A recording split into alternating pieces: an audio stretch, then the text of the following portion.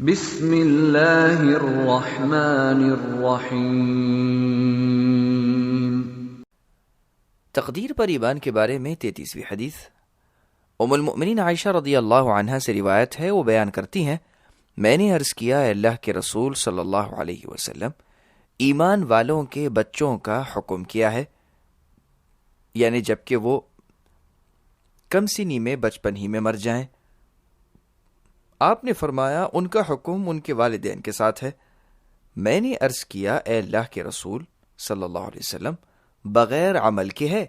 آپ نے فرمایا اللہ کو خوب علم ہے کہ انہوں نے بالغ ہو کر کیا اعمال کرنے تھے۔ عائشہ رضی اللہ عنہا کہتی ہیں، میں نے عرض کیا شرک کرنے والوں کے بچوں کا حکم کیا ہے؟ آپ نے فرمایا ان کا حکم ان کے والدین کے ساتھ ہے۔ میں نے ازراہ تعجب عرض کیا بغیر عمل کے ہے؟ آپ نے فرمایا اللہ کو خوب علم ہے کہ انہوں نے بالغ ہو کر کیا اعمال کرنے تھے۔ اس حدیث کو امام ابو داؤد نے اپنی سنن میں روایت کیا ہے۔